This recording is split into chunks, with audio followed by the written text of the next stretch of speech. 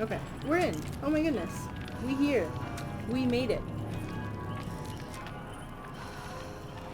Okay, so basically we're going to go through 5 different elements that we're looking for in this game. The first one is we're going through game selection and brief rationale. It's basically why I chose this game, why we're going to go ahead and start analyzing it. The second element is game design and elements, so we're going to go over the core game design concepts. We're going to talk about gameplay and interaction, so how you play the game, what interactive elements there are, what do players do to interact with the game.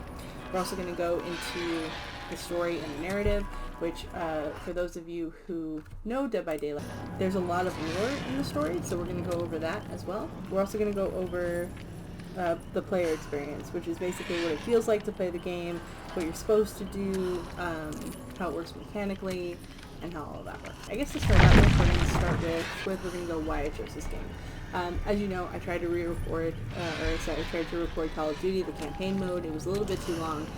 Dead by Daylight's a game that I've been playing for a bit.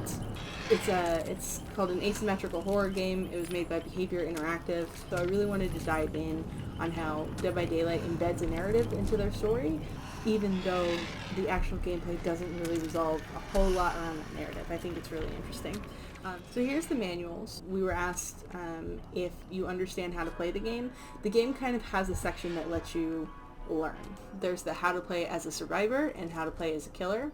There's also the game manuals. So the game, the survivors, and the killers. This is how in-depth this game is each one has a quote underneath it from a mythical character called Benedict Baker. He's the person who discovered the realm and is leaving notes behind, because there is one person that you follow every time they do an update who kind of is leaving behind messages for future survivors. So let's go ahead and click this. So here's the tutorials. It kind of breaks it down for you fairly easily. In Dead by Daylight, you take the role of an unstoppable killer and hunt 4 survivors. Or play as one of the 4 survivors and try to make it out alive. It describes what it means by asymmetrical aspects, so you can either play as the killer, which is an unstoppable solitary monitor. Killers see the world from a first-person perspective, which we'll talk a little bit later about. But basically, the point of the killer is to locate, chase, injure, and catch and hook survivors, as you can see that's listed there.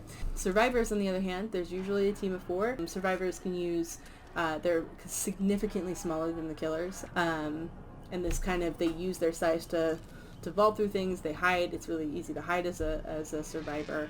They have a third-person perspective, which is a big difference between the play styles, which basically allows them to have, as it says here, it gives them advantage in situational awareness, whereas this one, your job as a killer is to hunt. These are the goals. The 2 roles have very different goals in mind. The survivor's goal is to escape the trial. So to do that, you have to repair 5 generators, which we'll talk about the gameplay aspect and how that actually works mechanically later. Each game has an exit gate, which basically means, or 2 exit gates, and to get out of the trial after you've finished all your generators, which is just a bunch of mini games, you'll be able to open the exit gate and then escape from the trial. The killer's goal, if you're playing as killer, which we will do later, is to find and catch survivors in order to hang them on sacrificial hooks. So this is what we were talking about when I said they embedded lore into the game, which we talked about. This is specifically when it comes to the narrative. The entity is the biggest part of the game. So their description is the entity is the mighty malevolent being that created the nightmare realms and trials for which the killers and survivors traps. It says not much is known about the entity and it's rarely seen. So this is kind of the idea about the entity. It's just it's the big thing that controls the entire universe. So they're setting up the universe in that way. Each round takes place in a different map that's customized to the killers of the game. It says they're called procedural maps. The location of the trial is chosen by the entity, but you can influence the decision by basically you burn something called an offering. And it doesn't guarantee that you'll get that map, offerings don't guarantee anything, they just make it more likely that something will happen. Killers have their own strength and weaknesses and unique power, where survivors, which basically means killers have something very specific that only one killer can do, depending on who you play, whereas survivors, each survivor has a set of what's called perks, which means abilities that are unique to them. However, survivors have the ability to, if you scale up enough, you can share your perk with another player. here we go about perks. So perks are really a unique feature in this game where basically however you play, you can customize via the perks that you carry into the game. So they're extra abilities obtained by both killers and survivors. So killers have perks and so do survivors. They offer new ways to either attack or to kill, or if you're a survivor, it helps you hide or maybe repair things faster. When you equip those perks, it changes the way that you're playing the game and how you strategize. So say you're playing a character called Claudette, or say actually in this corner right here you see Feng Min. Say you're playing as Feng Min, and you really like playing as Feng Min, but the character I mentioned earlier, Claudette, has a perk that I think would be really useful to play. To get that perk for Feng Min, I would level up Claudette until her perk becomes teachable, and then once it becomes teachable, I can continue leveling up Feng Min to go ahead and use that perk for her. Blood points is the currency of the game, which you earn through trials. So every time you finish a trial, you earn a certain amount of blood points based on how well you played. You get points by how you interact with the world. So, and this is how they encourage you to interact with the world, to use all the interactive objects that they put out there, which speaks to a lot of what kind of player you want to be. There are 4 different player types, which are killers, achievers, explorers, and socializers. And this game is kind of, with the exception of maybe explorers, although I feel like that has a good case here too, this game kind of welcomes all 4 different types of playing styles. If you're a killer, obviously you're going to jump into the killer types. If you're an achiever, that honestly works for either type of game, because as an achiever you can either win the trial. Steam has some extra goals and stuff you can go through, and basically added incentives for achievers.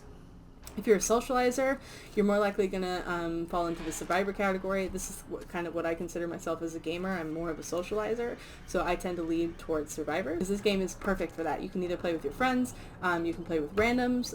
Either way, as a survivor, your whole objective is to be collaborative, and so it's really great for socializers.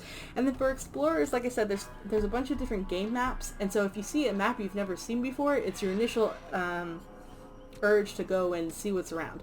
The developers have also hidden what's called a golden toolbox in most of the maps, and so a lot of players who are explorers and who are also achievers set their whole lives to find this golden toolbox. These are status effects that the game gives you, so and it runs down each one of the things. You will see that on the bottom right hand corner of the screen. Now totems and hexes are really interesting because they're added features at the end of the game, or not at the end of the game. So they're added features during the game, but they're not the original objective. I was saying that you could unlock lore. You can see the collection right here. This is where you can unlock stories for different characters. So this one's for one of the survivors named Jane Romero. This one is for a survivor named David King. Rin Yamioka is actually one of the killers that you can start unlocking to. So that's basically how it works. It lets you unlock more lore and incentivizes you to do so. If you go into the survivors here, you go here. It gives you a portrait of what the original character looked like. And then there are the perks that are assigned to them specifically. And then it also gives you just a very detailed backstory of what the character you're playing is. So that way you can kind of get into the mood of that character, figure out why they have the perks that they have. So Feng Min is a gamer. Also introduces them into the world in how they disappeared. So she started wandering off in the streets because she was upset, waking in places she didn't remember. One day she woke up somewhere completely different, and that leads her into the world. Some of these are custom characters to the world, like Kate Denson belongs to Dead by Daylight as far as copyright information goes. There are some characters, though, these all belong to Dead by Daylight. There are some characters, though, that are specifically bought and purchased. They're called licensed content. Wheeler is from the Stranger Things series. You can tell her bio's a little bit shorter because Stranger Things had a little bit tighter leash on how they release the content, but it gives you a backstory on everybody, and then the perks also have a description, like for this one, Better Together, it says, you seek justice to uncover the land, discover the truth no matter what. So Steve Harrington was also something from the Stranger Things story. He has a slightly longer backstory. But the perks are, you can see here, the perks are part of their backstory. So even though the gameplay doesn't inherently drive forward a narrative, the narratives are located in all of the extra stuff that you see in Dead by Daylight. It's in the perks that they choose, it's in the backstories that you have here, it's in their clothing sometimes. But here you've got the same thing. You've got the original character design. The Plague, for example, has a backstory. Her town got wrecked. She basically became a priestess, was seeking vengeance, I believe, is the basis of her story. And so the killer found her, found all of her anger that she had, and brought her into the folds of the entity's realm. I also talked about how killers have very individualistic powers to themselves. So you've got hers specifically is she vomits on people, and it really changes the playstyle as the killer. So let's go ahead and get into gameplay. This is when we were talking about perks. So these are the add-ons specifically. So we were talking about different items that you can bring into the game. Basically, it helps you as a survivor. So you've got toolboxes up here, keys, which opens the hatch, which we discussed is like a last escape option. Let's go ahead and add an Alex's toolbox as well. Also, I'd like to point out, because I was talking about how chock full of narrative this is, even the items have very specific, like how they look, who they belong to. They all have their lore. So this game is really chock full of lore. And then we call this readying up.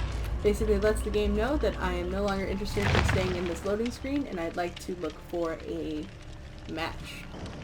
So these are the different playable characters, which I am so sorry I forgot to show you. These are the list of survivors that you can play. It's just up here, and these are the ones that I personally have unlocked. Obviously, there's some that I chose not to. Sorry, I know we're 40 minutes in, we're just getting into the gameplay. This is a screen where you can see what offerings are burnt.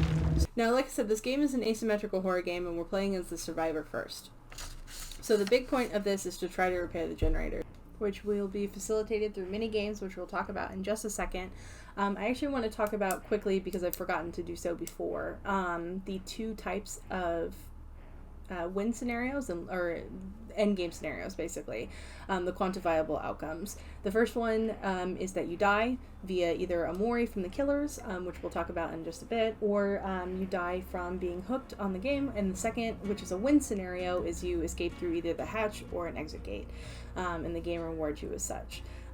So I just want to talk about that because I've forgotten to do so before.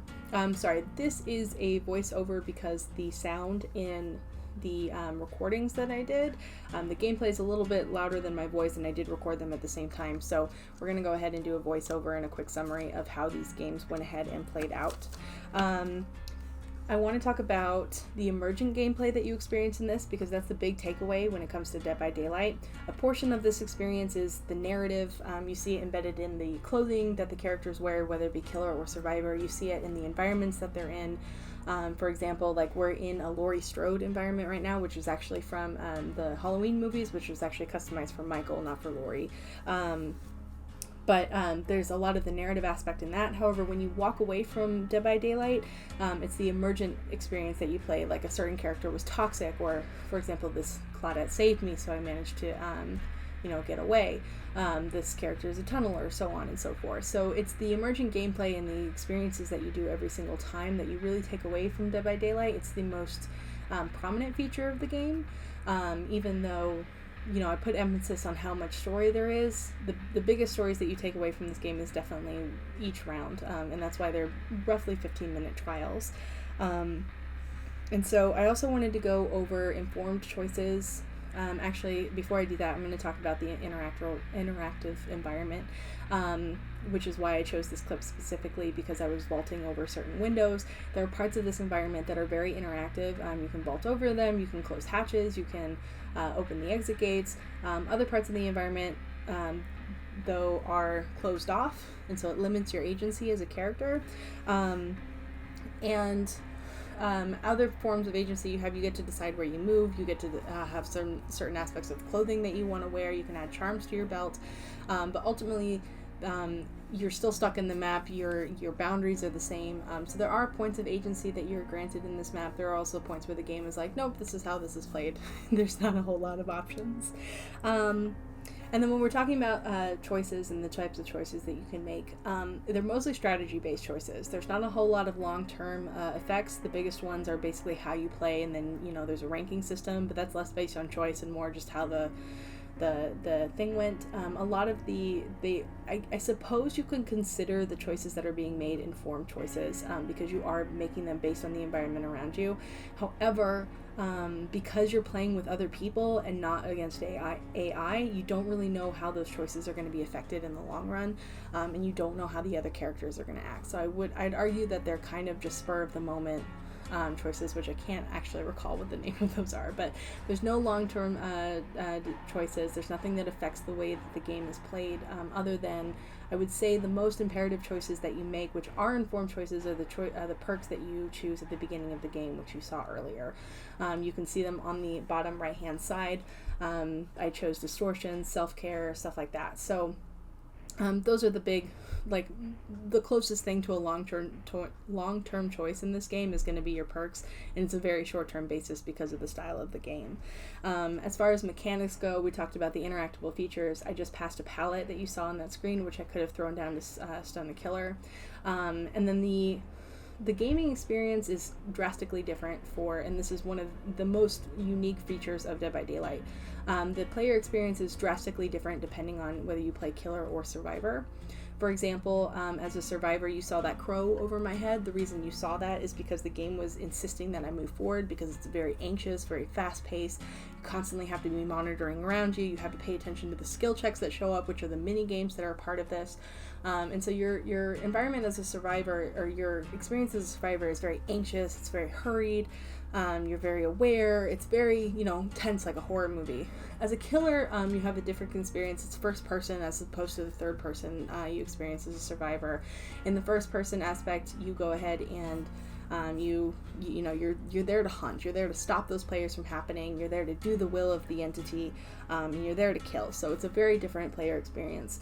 I was going through this menu right here to show you the design aspects of what was going on. You can see Rin right here has a very sad face. The reason is because she has a very sad backstory. And these characters also have what's called a Mori. Moris are a little bit complicated. They kind of fall into the bigger grand universe. Basically, the story of the entity is he's this big, great evil, whether he be a demon, whatever it is, and he swooped up random people from across the world. Those are the survivors. They kind of wandered off somewhere, and so they were unattended, so he kind of just ate them up. And then killers he chose because they have, that killing aspect part of them. And the thing that the entity focuses on is hope. That's what it feeds on. And so these trials are just like endless things that the survivors are hoping to escape from and trying to escape the killer, and the killers are hoping and to feed them to the entity, and the entity kind of wants also their flesh, which is why there's a hook in the game. And the job of the killer is to hook the survivors at least 3 times, and therefore not let them hope anymore. And then that brings them back to the campfire, which is why the slogan is "Death is not an escape." However, Moris happen because part of a killer's nature is to kill, and so sometimes rather than to sacrifice these things to the entity, what they'll go ahead and do is kill them outright, which you're seeing in front of you.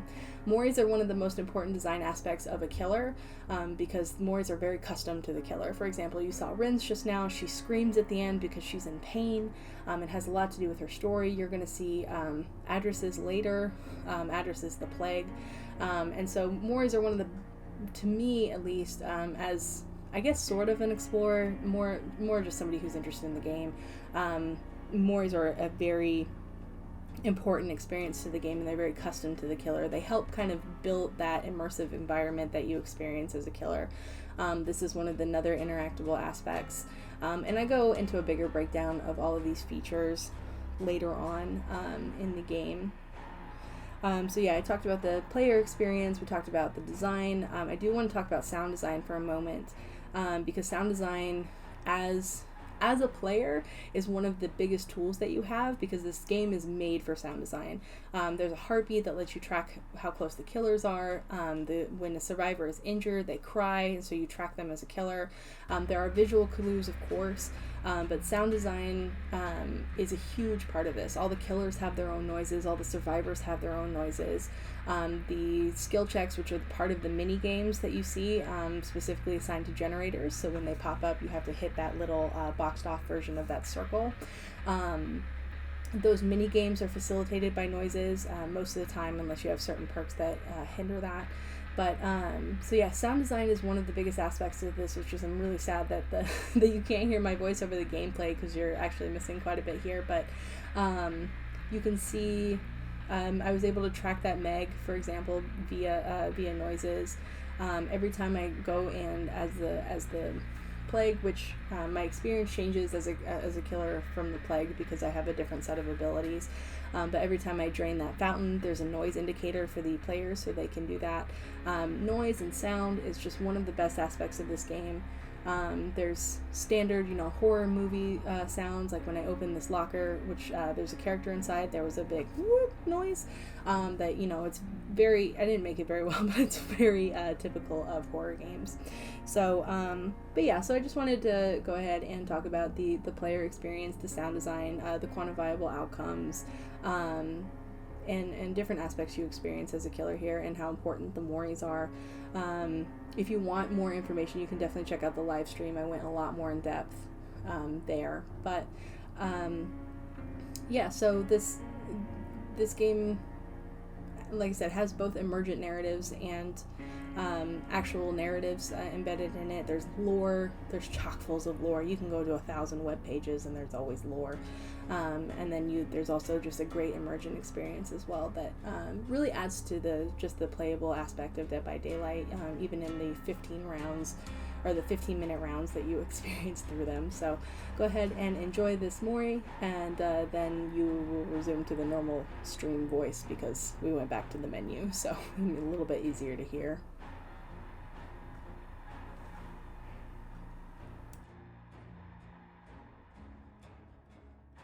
So let's go over the aspects that we've talked about so far. We obviously did game selection. We did that at the very beginning. We talked about game elements and design.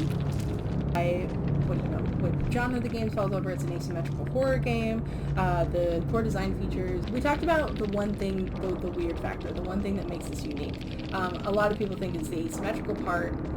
I would argue that the thing that makes this game unique is just how different the playable experiences are between a survivor and a killer. As a survivor, you have that third-person surveillance kind of experience. As a hunter, you're very focused in on what's in front of you, so you're experiencing a first-person player perspective. The agency is fairly limited in both circumstances. You have free reign over the maps. We saw that.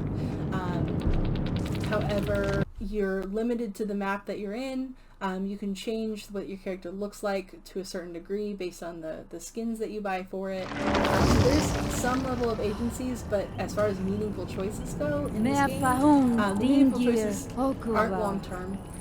They're there to win the battle simulations specifically, and I call them battle simulations even though they're more survival simulations. But the choices that you make are less impactful. They're not meaningful choices. They are meaningful choices because you make them based on the information you have at the time, but they are very limited in how you make them. There's no long-term effects.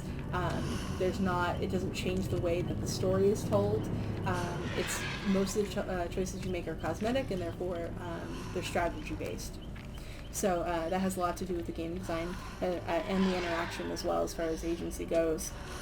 We talked about the feedback system, which was the emblem system, and how it rewards you interacting with the game, and how even though the Moris are cool and the biggest design aspects of this game, the Moris are actually not rewarded because it takes away a lot of the player agency. And as far as what the player experience is like, we talked about the vast difference there is, which I feel is the biggest unique element of this game, is the vast difference of the playing styles you get as a survivor versus a killer. I think the bridge is fairly large, but it's also really incredible how they were able to do that and put it all in one seamless game, because when you're the killer, you still feel like you're playing Dead by Daylight.